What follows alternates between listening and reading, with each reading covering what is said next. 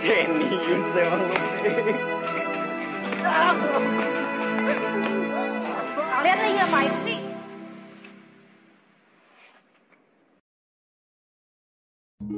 Halo Sobat Uber, Assalamualaikum. Jumpa lagi bersama saya Nathan, yang seperti biasa akan memanjakan mata kalian dengan film-film yang menarik dan layak untuk dinikmati pastinya guys. Gak lupa saya doakan juga semoga kalian sehat selalu dan dilancarkan rezekinya ya guys. Di video kali ini saya akan membahas film Indonesia yang fenomenal di tahun 2022, besutan Mas Angga Dwi Mas Sasongko yang berjudul Mencuri Raden Saleh. Sebelum kita mulai alur filmnya, jangan lupa nih guys, buat tekan tombol subscribe dan lonceng notifnya biar kalian gak ketinggalan video-video berikutnya ya. Oke, kalau gitu langsung saja kita mulai alur ceritanya.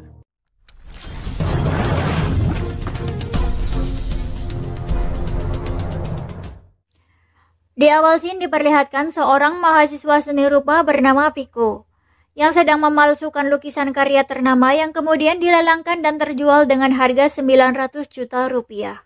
Oil paint on canvas. Sold kepada Bapak Robert. Terima kasih. Lalu scene berpindah ke mahasiswa lain bernama Ucup yang piawai dalam bermain kripto dan juga seorang hacker. Ia terlihat sedang menjual action figure limited edition.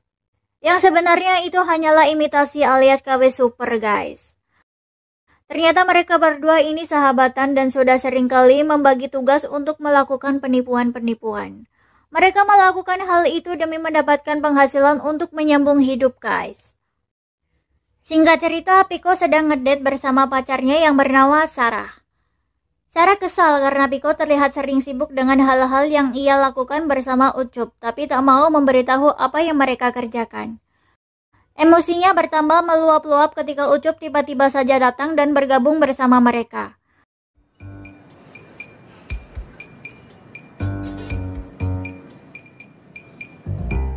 Saat sudah pulang, Ucup menanyakan keadaan ayah dari Piko yang diketahui sedang berada di penjara. Piko memberitahu bahwa saat kunjungan terakhirnya, sang ayah memberitahu kalau ada pengacara yang katanya bisa membantunya keluar dari penjara dengan biaya 2 miliar. Lalu Ucup memberitahu bahwa lukisan buatan Piko yang dilelang oleh kurator bernama Dini kemarin sebenarnya laku 900 juta rupiah. Lukisan Widayat lo kemarin laku 900 juta dilelang. Jadi Dini mengambil untung yang sangat besar. Jadi Ucup berniat untuk meminta pembagian uang yang jauh lebih adil di 3 pemalsuan lukisan selanjutnya. Di saat yang sama, seorang polisi wanita bernama Sita mendapat beberapa laporan perihal pemalsuan lukisan. Ia memberitahu rekannya Arman, tapi Arman berkata itu bukan hal kapasitas mereka saat ini. Di sisi lain, Sarah sampai di rumah. Ia hanya tinggal bersama omanya.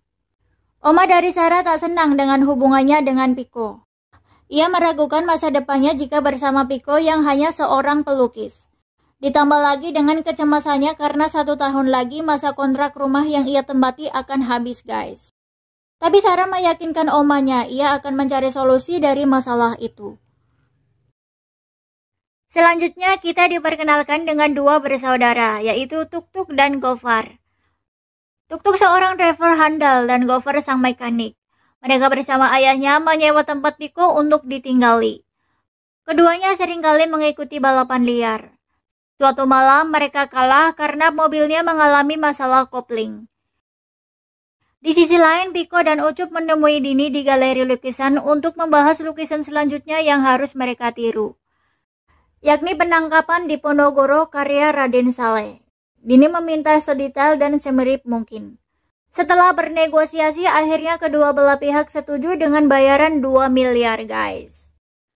Piko memberitahu Ucup bahwa lukisan tersebut bukan sembarang lukisan. Di samping detailnya yang sangat rumit, lukisan itu juga memiliki emosi yang sangat dalam dan menjadi simbol protes atas penangkapan di Ponorogo. Mereka memulainya dengan mengumpulkan data-data restorasi terakhir di Jerman tahun 2012.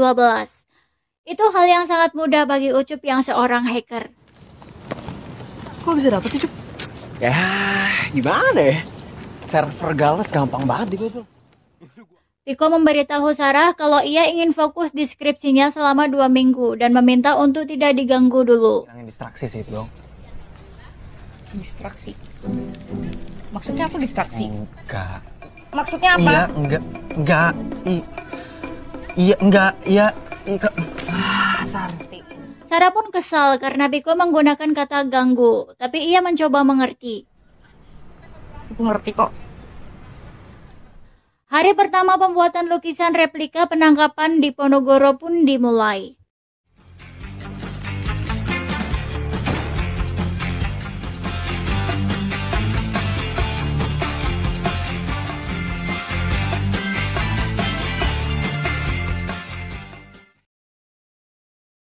Hari demi hari berlalu.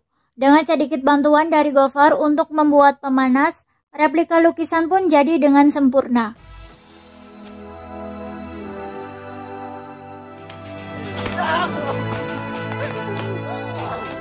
Pada datang karena kangen dengan Piko, tapi di timing yang sangat tidak tepat. Sarah langsung marah-marah kepada Piko. Piko pun terpaksa menjelaskan bahwa ia membutuhkan duit 2 miliar untuk membantu membebaskan ayahnya. Dan inilah satu-satunya cara untuk mendapatkannya. Lalu Sarah meminta maaf. Ucup kemudian memberitahu 1 jam lagi Dini akan datang untuk mengambil lukisannya. Ia datang bersama mantan presiden bernama Permadi, yang mana ialah sang pemesan. Mereka benar-benar takjub dengan kemampuan Piko dalam membuat lukisan tersebut karena terlihat sangat mirip dengan aslinya. Namun bukannya memberi uang 2 miliarnya, Permadi menawarkan Piko dan yang lain untuk mencuri yang asli, lalu menukarnya dengan yang palsu, dengan bayaran 17 miliar. Piko menolaknya karena menurutnya itu benar-benar rencana gila. Mereka pun bukanlah pencuri, ditambah lagi yang asli berada di istana negara. Tapi Permadi mengancamnya menggunakan sang ayah. Ia berkata akan membuat ayahnya tersiksa di dalam penjara. Piko mau tidak mau menyetujuinya. Permadi memberi mereka 500 juta untuk modal alat-alat dan mencari kru. Mereka mulai membuat rencana awal. Mereka membutuhkan data perusahaan logistik yang dipakai istana negara selama ini. Ucup menggunakan kemampuan meretesnya untuk mencari data-data terkait sekaligus mencari tahu soal Permadi secara mendetail. Ucup memberitahu bahwa perusahaan logistik yang digunakan istana negara menggunakan rute yang sama selama 12 tahun terakhir. Lalu ia mencari tahu kondisi lalu lintas dan titik teraman saat pengiriman berlangsung.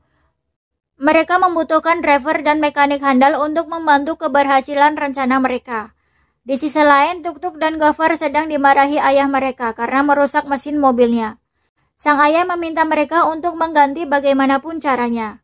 Piko yang mendengarnya langsung memberi tawaran yang menggiurkan. Tentu saja mereka langsung mau setelah mendengar nominalnya, karena bisa untuk membangun bengkel sendiri, guys. Setelah memberitahu rencananya kepada mereka berdua, mereka semua pun melancarkan aksinya pada malam hari untuk menyusup ke perusahaan logistik dan mencuri data-data perusahaan beserta karyawan di sana. Aksi mereka ketahuan oleh para penjaga keamanan di sana. Untungnya mereka semua berhasil lolos dengan membawa dokumennya. Mainan.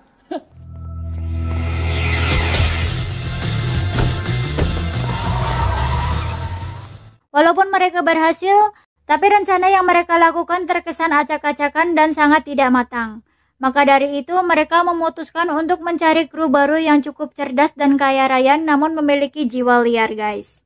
Ucup sudah memiliki kandidat yang sangat cocok. Kandidat tersebut adalah Vela, si bandar judi. Vela terbiasa menjadi bandar judi di kampusnya. Ia juga sangat cerdas dan pandai bernegosiasi. Ucup kemudian mendatangi Vela dengan menawarkan petualangan yang sangat menantang dengan taruhan 2,5 miliar. Vela pun tertarik mendengarnya. Ia setuju dan mengikuti Ucup untuk datang ke markas mereka. Gofar dan Tuk-Tuk sudah kenal dengan Vela. Karena Vela yang biasanya menjadi bandar judi taruhan balap liarnya, guys. Ucup menjelaskan rencana penukaran lukisan kepada mereka. Menurut Vela sudah cukup bagus, tapi masih terdapat celah di sana-sini. Ia kemudian mengatakan kalau mereka butuh 2 orang untuk menyusup sebagai karyawan di perusahaan tersebut. Mereka menugaskan Tuk-Tuk dan Gafar dengan bantuan Piko untuk membuatkan ijazah palsunya dan koneksi Vela menggunakan nama ibunya. Singkat cerita, Gofar dan Tuk-Tuk sudah diterima di perusahaan itu. Mereka menggali informasi sebanyak mungkin dan berhasil mendapatkan tugas untuk mengantarkan lukisannya berkat suatu kebetulan. Nih surat tugasnya. Gua sama Gofar. Piko sukses membuat mobil yang terlihat sama persis dengan mobil pengantar yang asli. Gofar kemudian membuat nomor angka mesinnya. Sedangkan Ucup ngegombal dulu ya kan. Di sisi lain dari pihak kepolisian diminta untuk mengawal mobil. Hari yang menegangkan pun datang. Tuk-Tuk dan Gafar bertugas sebagai karyawan perusahaan yang akan membawa lukisannya dari Istana Negara. Sementara Piko dan Sarah mengendarai mobil tiruan yang berisi lukisan palsu. Vela membawa mobil pribadinya dan bertugas untuk mengalihkan perhatian di jalan raya. Sementara Ucup bertugas memantau pergerakan lalu lintas dengan kamera CCTV yang sudah ia retes dan memberikan arahan. Singkat cerita, Vela berhasil membuat kemacetan panjang. Di saat Piko dan Sarah hendak melancarkan aksinya, mereka ketahuan oleh Sita dan Arman, yang ternyata sudah menaruh curiga kepada mobil mereka, karena sama persis dengan yang dibawa Tuk-Tuk dan Gofar.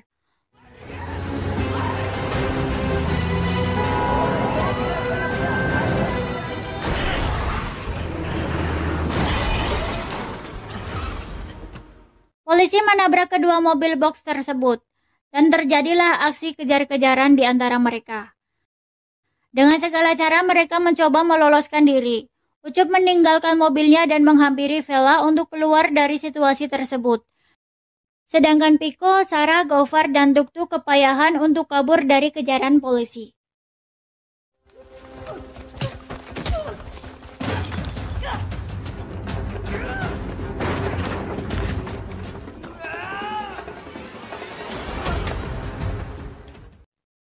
Piko, Sarah, dan Gofar berhasil lolos dari kejaran polisi. Sayangnya Tuk-Tuk tertangkap. Ucup dan Vela untuk sementara bersembunyi di penginapan. Piko dan Gofar kembali ke markas mereka di kediaman Piko. Sarah pun menyusul dan kecewa karena merasa ditinggalkan oleh Piko. Ia menangis membayangkan nasib omanya jika ia tertangkap. Di kantor polisi, Tuk-Tuk sedang diinterogasi oleh Sita dan Arman. Untungnya ia tak membuka mulut sedikit pun. Namun sayang, polisi sudah mengetahui identitas pemilik mobil yang menjadi crime scene, yaitu Ucup. Polisi meyakini aksi percobaan pencurian ini tidak dilakukan oleh sembarang orang, dilihat dari persiapannya yang begitu matang. Mulai dari mobil box logistik yang sangat mirip sampai nomor angka mesinnya. Polisi terlihat kebingungan mengetahui yang asli yang mana. Akhirnya mereka meminta bantuan dari kurator istana, yang mana itu adalah Dini. Esoknya Dini datang untuk memeriksa lukisannya dengan bantuan alat khusus.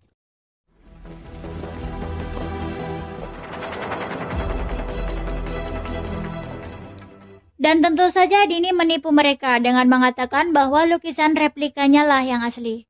Lalu ia membawa lukisan asli yang mana ia bilang replika. Dengan alasan akan melenyapkan lukisan tersebut menggunakan prosedur khusus. Piko kembali mengunjungi ayahnya. Ia terlihat banyak pikiran tetapi tak mau menceritakan apapun kepada ayahnya. Lalu ayahnya berkata, tak apa jika tak ingin bercerita, tapi hadapilah apapun itu masalahnya.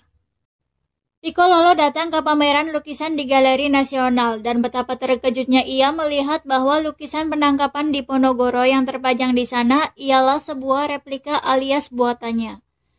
Sementara yang asli dibawa oleh Dini ke kediaman Permadi. Bagi Dini semuanya tentang uang, sedangkan bagi Permadi ini bukan soal lukisannya. Ia kesal kepada negara yang menghancurkan karir politik darinya dan anaknya. Jadi ia ingin membalas dendam. Piko dan teman-temannya berkumpul kembali. Ia bercerita bahwa lukisan Raden Saleh yang dipamerkan di pameran Galeri Nasional bukanlah yang asli. Mereka sadar Permadi dan Dini hanya menjadikan mereka kambing hitam, guys. Sementara Gofar masih terbawa emosi karena Tuk-Tuk berada di penjara. Ia sangat mengkhawatirkan Tuk-Tuk. Sin berpindah ke penjara. Permadi mendatangi Budiman dan memuji rencananya yang begitu sempurna. Ia sudah mentransfer bayarannya kepada pengacara bernama Poltak sebesar 2 miliar untuk membuka lagi kasusnya. Namun ia tak menepati janjinya untuk berbicara kepada hakim. Sangatlah mustahil bagi Budiman untuk memenangkan kasus dirinya jika tanpa intervensi dari hakim. Tak terduga ya guys, ternyata bapaknya Piko terlibat. Dan yang lebih parahnya lagi, itu semua rencana dia guys. Tapi ujung-ujungnya ditipu juga ya kan. Budiman mengancam akan membuka mulut, namun Permadi kembali mengancam akan membuat anaknya masuk penjara kalau Budiman berani membuka mulut. Sementara itu, Piko dan teman-temannya masih berdiskusi untuk mencari cara membebaskan Tuk-Tuk. Tapi sepertinya itu tidak perlu, karena Tuk-Tuk datang di tengah-tengah pembicaraan mereka. Ya, pihak kepolisian membebaskan Tuk-Tuk karena Tuk-Tuk berdalih ia hanya panik karena ada mobil pencuri yang menyerupai mobilnya dan terlihat mengejarnya. Untung saja posisi mobil mereka saat itu menguntungkan mereka guys. Tenang, gak ada satu nama pun yang gue sebut di kantor polisi. Nah, gue bilang juga apa? Piko kesal kepada Permadi karena sudah mempermainkan mereka. Mereka akan membuktikan pada Permadi bahwa ia sudah salah menganggap mereka layaknya bocah ingusan. Kemudian mereka menyusun rencana untuk mencuri lukisan Raden Saleh yang asli di kediaman Permadi saat acara ulang tahunnya. Di sisi lain, Budiman menggunakan uang yang ditransfer ke Poldak untuk membantunya kabur dari penjara, bukan sebagai pengacaranya. Ucup berhasil menemukan celah untuk menyerang Permadi, yaitu dengan memanfaatkan putra tunggalnya yang bernama Rama. Tahun lalu, Permadi terpaksa mengundurkan diri sebagai presiden karena kasus suap yang melibatkan putranya itu terkuak oleh media.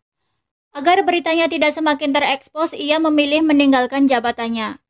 Mereka mendapatkan info kalau Rama seorang playboy, dan Sarahlah yang akan mendapatkan tugas untuk mendekati Rama.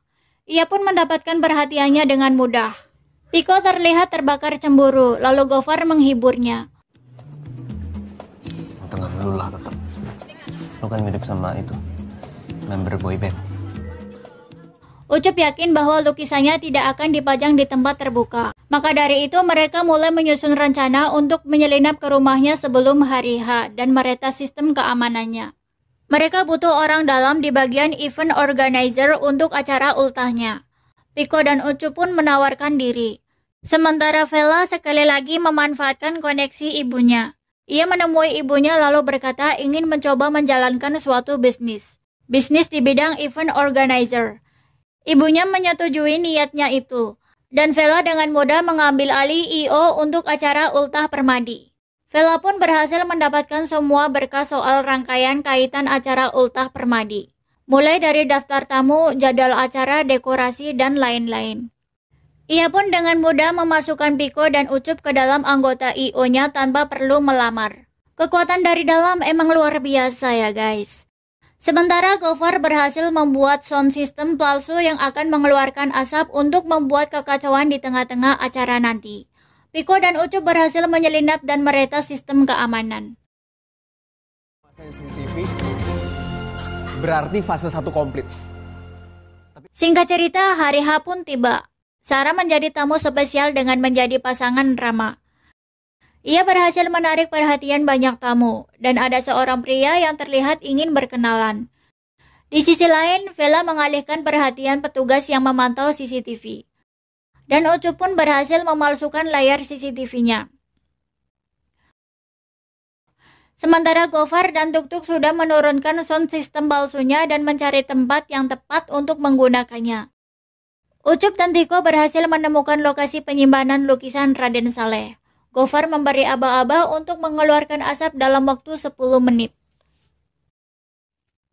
10 menit berlalu, tapi sayangnya tombol remote asap tidak berfungsi. Mau tidak mau mereka berimprovisasi. Sarah mencoba memancing keributan lewat Rama. Untung saja ia mendapat alasan untuk menghajar Rama, karena ia meremas bagian belakang Sarah. Sarah berhasil memancing keributan.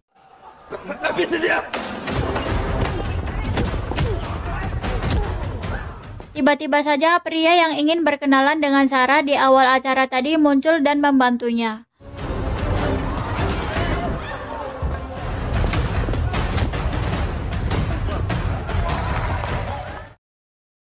Gofar kesal dan menendang sound sistemnya.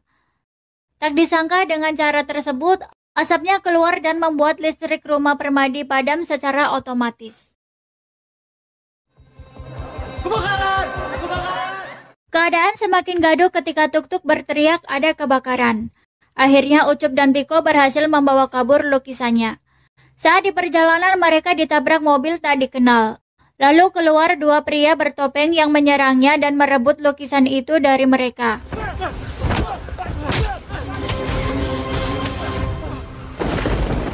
Piko benar-benar dibuat syok karena salah satu dari pria bertopeng itu adalah ayahnya sendiri. Ayahnya pun meminta maaf kepada Piko. Ia terpaksa melakukan semua ini karena sudah dijebak oleh Permadi. Inilah satu-satunya cara yang bisa ia lakukan untuk terbebas dari semuanya.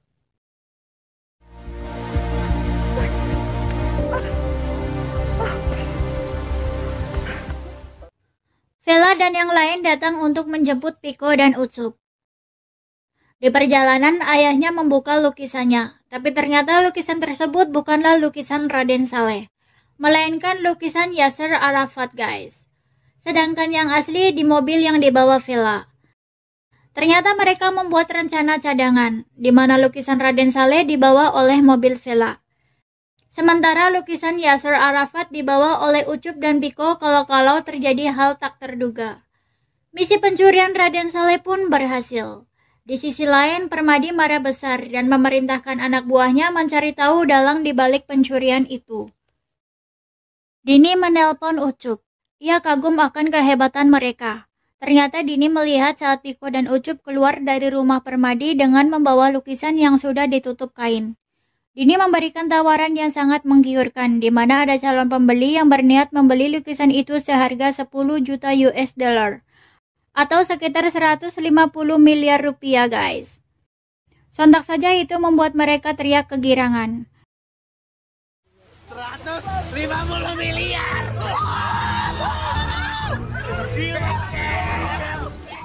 Di sisi lain, Sita berhasil menemukan markas lama Piko dan kawan-kawan. Ia berhasil mendapatkan beberapa informasi. Dan film pun selesai.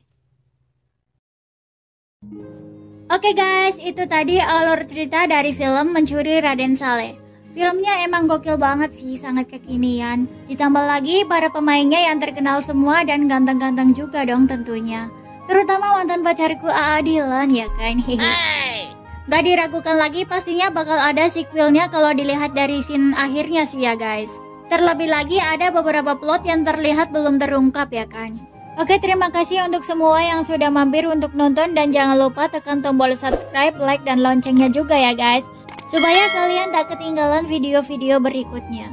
Oke guys, see you next video. Assalamualaikum, bye-bye.